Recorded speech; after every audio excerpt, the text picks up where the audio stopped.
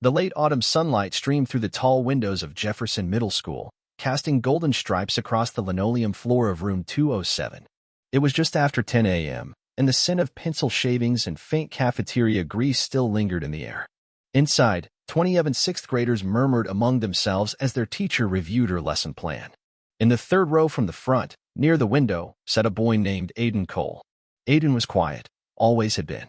His hands were neatly folded on his desk, a mechanical pencil tapping rhythmically against his notebook. It wasn't out of boredom or anxiety. It was just how he thought. Tapping kept the rhythm of his thoughts aligned like sheet music waiting to be played. He had been in Ms. Charlotte Dempsey's homeroom since the first week of school. She was seasoned 16 years in public education, the kind of woman who drank her coffee black and always had a red pin in her cardigan pocket. Students described her as tough but fair, but that wasn't entirely true.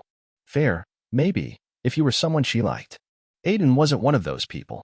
He knew she didn't dislike him, not outright. She never raised her voice at him or docked points unfairly. But there were signs, the kind a kid notices. When he raised his hand, she often looked right past him. When he got a correct answer, she moved on quickly, unimpressed. But when he got something wrong, which was rare, she lingered just a second longer than necessary. Enough for it to sting. "Yo," whispered Jonah Rivera, the kid sitting beside him. "You ever notice how she never calls on you?" Aiden gave a half shrug. "I guess I blend in." But that day felt different.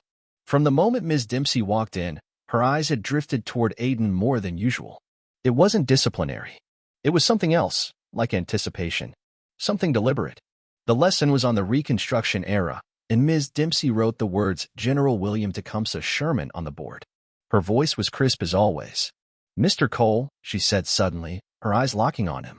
"Would you like to tell us about General Sherman's march to the sea?" Aiden blinked. She never called on him. He sat straighter, scanning the board before responding calmly. It was a Union campaign led by General Sherman that aimed to cripple the Confederacy's resources and morale. It stretched from Atlanta to Savannah and focused on total war tactics. Ms. Dempsey tilted her head. Not bad. A few students turned to glance at each other, surprised. Jonah raised his eyebrows. "Okay, history dude," he muttered under his breath. As the lesson continued, a shift had clearly occurred. Ms. Dempsey wasn't ignoring him anymore. She was watching. And then, right before the bell, it happened. "Aiden, stay behind a moment," she said as the rest of the class began packing up. He approached her desk slowly, his backpack slung over one shoulder. "I overheard you the other day," she said, folding her hands neatly. "You mentioned your grandfather played piano?" Aiden hesitated. "Yeah, he used to play jazz. Taught me when I was little." Her lips curved in something that wasn't quite a smirk, but wasn't far from it either. "Interesting.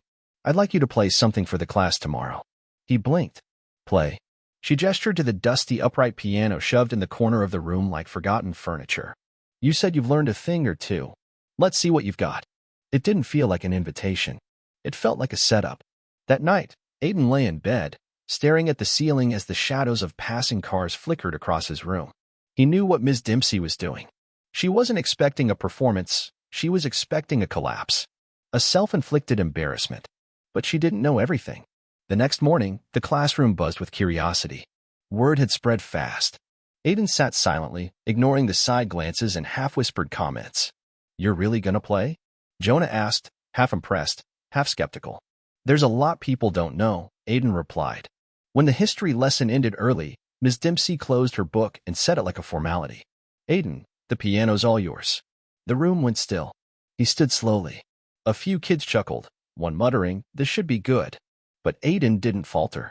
The piano was old, a few of the keys slightly yellowed, chipped at the edges. He brushed dust from the lid, lifted it, and sat down. The seat creaked under his weight. His fingers hovered for a moment, recalling the way his grandfather's studio used to smell: wood polish, vinyl records, warm dust. Then he played. The first notes came softly, a slow blues progression that flowed with purpose. His left hand grounded the rhythm while the right danced with improvisation. His technique was crisp, confident, but it was the emotion that held the room. The laughter stopped. Ms. Dempsey's smirk had slipped into something unreadable.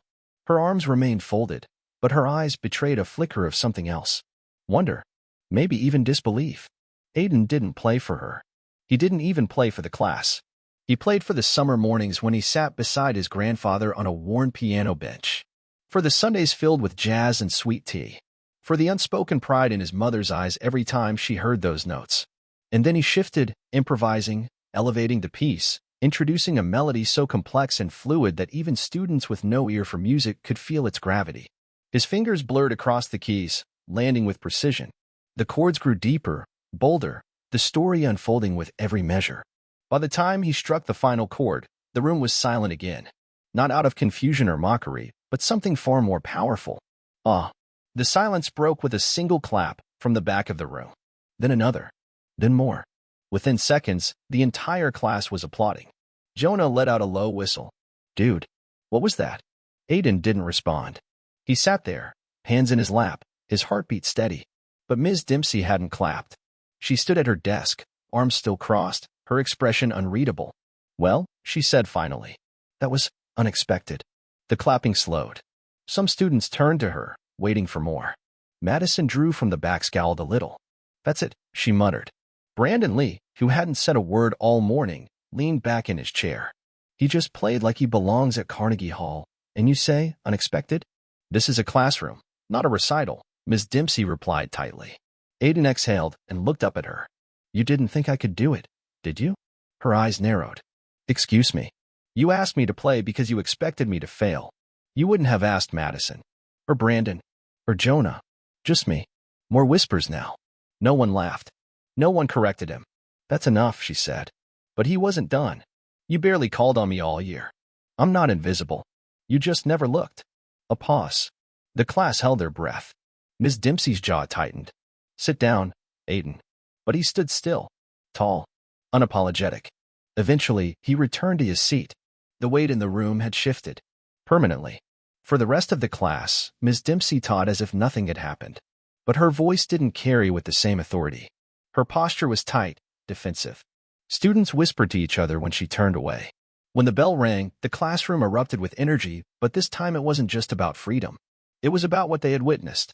As Aiden passed her desk, Ms. Dempsey said, Mr. Cole. He turned. I hope you understand that this is still my classroom. He nodded. Calm. Unbothered. I know. Then he left. In the hallway, Jonah caught up with him.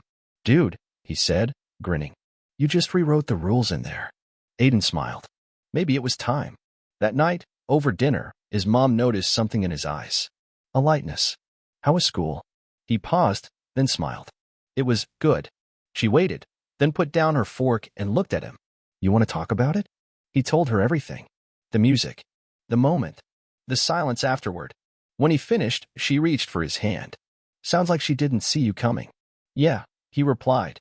But now she will. The next morning, something subtle had changed. Ms. Dempsey still taught with her usual structure, but her power felt diminished. Some students who had never looked Aiden's way now stopped by his table at lunch. That was insane, Madison said, sitting across from him. Seriously, you ever think about playing in front of more people? Aiden chuckled. We'll see. Even Ms. Dempsey, walking past with her lunch tray, avoided eye contact. For once, she wasn't the one holding the room. Aiden kept eating. He didn't need her validation anymore. Because sometimes, the most powerful message isn't spoken. It's played, felt, echoed in silence. And that day, Aiden Cole made sure he'd never be invisible again.